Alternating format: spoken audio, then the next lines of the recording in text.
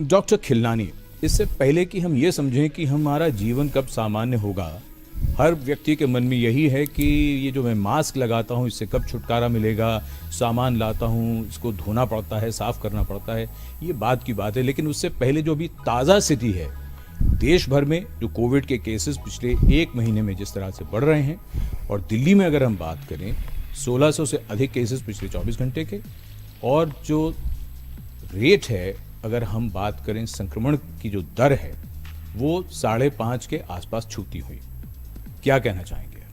देखो संजीव, जब हम MBBS करते थे तो हमें एपिडेमियोलॉजी पढ़ाई जाती थी जी। एजेंट, होस्ट, एनवायरनमेंट, ये एक ट्रायंगल की बात।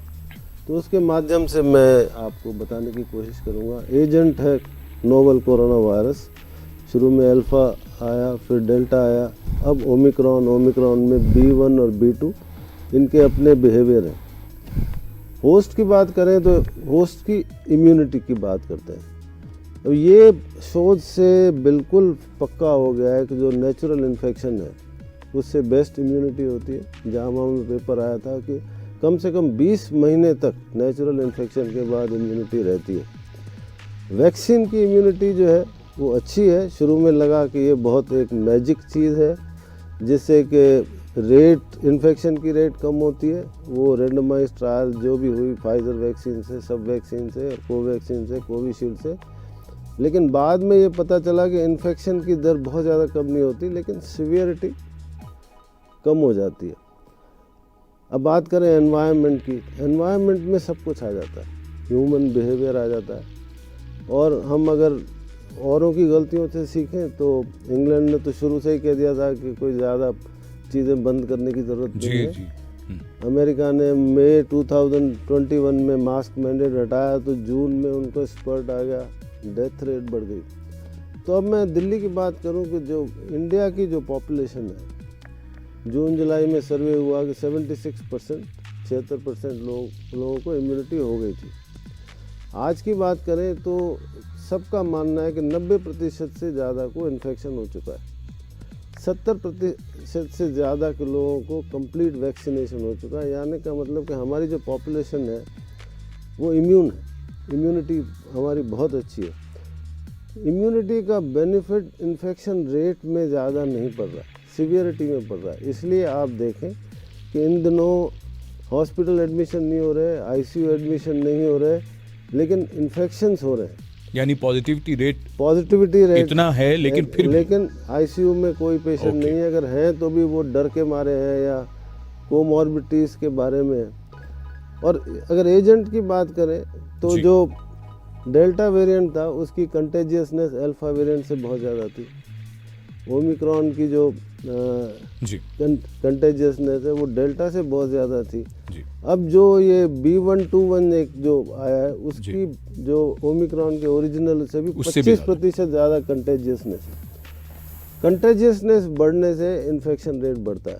इसको मैं एक्स्ट्रापोलेट करूं कि जो सिचुएशन आज है जी, आप दिल्ली की बात करें जहां आप और मैं रहते हैं, या पूरे भारत की बात करें, mask are consequence by absence. क्योंकि थक गए सब लोग थक गए कि बहुत हो गया, डर ख़त्म हो गया।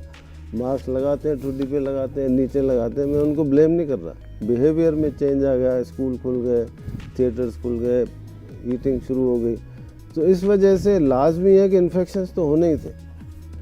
इन्फेक्शन हो रहे हैं लेकिन वो सीवियर नहीं हो रहे, कोई डेथ नहीं हो रही है। हमारे हॉस्पिटल में भी पेशेंट्स एडमिट हुए 90 साल के थे, या कोई कीमोथेरेपी पे था, कोई किडनी ट्रांसप्लांट का पेशेंट था, लेकिन उनको दूसरा इस वायरस का एक कैरेक्टर है कि वो लंग्स में नहीं जाता, अपर एयरवेज तक ही सीमित रहता है। ये बहुत अच्छी बात है। लेकिन आगे क्या होगा, कितने वेरिएशंस आएंगे, वेरिएंट्स ऑफ कंसर्न आएंगे, कौन सा वायरस कितना घातक होगा आगे कोई नहीं बता सकता, कोई पंडित नहीं बता सकता। तो इसलिए ज़रूरी है, सतर्कता बहुत ज़रूरी है। आपने जो शुरू में जो एक इंट्रोडक्शन दिया कि खुलना चाहिए, सब चीज़ खुलनी चाहिए, लाइफ सामान्य होनी चाहिए, लेकिन सतर्कता नहीं छूटनी चाहिए। भारत एक बड़ी अच्छी स्थिति में है कि इन्फेक्शन बहुत हो चुके हैं। वैक्सीनेशन हमारा अमेजिंग है और बहुत एफिशिएंट है। और एक चीज़ अच्छी जो सामने आई है जो शोध के द्वारा, कि जो भी इम्यूनिटी नेचुरल इन्फेक्शन, चाहे वो अल्फा से हुई हो, चाहे डेल्टा से हुई हो, चाहे वैक्सीनेशन से हुई हो, चाहे ओमिक्रॉन से हुई हो, वो इम्यूनिटी सिवियर हर तरह के वायरस, कोरोना वायरस की सिवियरिटी को कम कर रहा है। एक छोटा सा सवाल और पूछ लेते हैं, फिर डॉक्टर देसाई के पास आएंगे। आप कुछ बात अधूरी रहेगी क्या? तो वो जो प्रोटेक्शन है वो सभी वेरिएंट्स के ऊपर लागू है। तो मैं उम्मीद करता हूँ कि ये प्रोटेक्शन जो सिवियरिटी से जो दूसरे नए वायरसेस भी आएंगे जो लाजमी है, उनके ऊपर भी लागू होंगे और हम लोग we are entering into a comfort zone. लेकिन सतर्कता ज़रूर रहनी चाहिए और रहेंगे तो बच के रहेंगे। एक छोटा सा सवाल और पूछ लेता हूँ, और संक्षेप में आप उस पर टिप्पणी करें। आपने नेचुरल इन्फेक्शन को सबसे बेहतरीन बताया। हमारे कई विशेषज्ञ इस कार्यक्रम में ये बाकायदा कह चुके हैं, दुनिया भर से कहते हैं कि इसी तरह की जो स्टडीज़ हुई हैं उससे यही पता चलता है।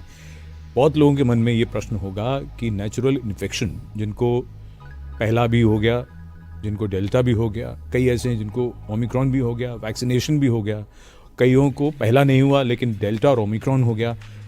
ऐसे लोगों के बारे में आप क्या कहना चाहेंगे जिनको वैक्सीनेशन भी है और इनको 2 बार या 3 बार इन्फेक्शन हुआ? हाँ, इन्फेक्शन हुए, चार भी हुए। एक स्टडी है जिसमें चार इन्फेक्शन होते हैं। लेकिन आपको फिक्र क्या है? इन्फ्लुएंजा होता है। अगर आपको 3 दिन के लिए बुखार हो गया, थोड़ा गला खराब हुआ, तो ऐसे ही लें इसको। हाँ, तो जितना जिनको भी सेकंड, थर्ड, फोर्थ इन्फेक्शन हुआ है जी, वो घातक नहीं हुआ। लेकिन इन्फेक्शन कोविड हो गया, झंडा ऊपर हो गया, भाई मेरे को तो 3 बार हो गया, मेरे को 2 बार हो गया। लेकिन सबसे इम्पोर्टेंट बात है, जो तबाही हमने डेल्टा के दौरान देखी या इवन अल्फा के दौरान भी देखी, that is a dreadful thing. Corona कहीं जाने वाला नहीं। अगर हम, ये तो नोवल कोरोना आया, जब हम निमोनिया का लेक्चर देते थे, पढ़ाते थे, कॉजेज ऑफ निमोनिया में कोरोना हमेशा था और हमेशा रहेगा। तो आपका ये कहना है कि जिनको बार बार भी अगर इन्फेक्शन हुए तो वो चिंता ना करें, ये जैसे इन्फ्लुएंजा की तरह है और उसी तरह से रहेगा, ज्यादा उसमें चिंता की बात नहीं। लेकिन चिंता एक बात की, क्या कि बचाव जरूरी है। आप बचे हुए हैं, लेकिन आपके घर में 80 वर्ष के जो वृद्ध हैं, उनको बचाना जरूरी है। इसलिए ट्रांसमिशन को स्लो करना जरूरी है। इंग्लैंड वालों ने नहीं किया, अमेरिका वालों ने मास्क मैंडेट हटाया, दे पेड फॉर इट।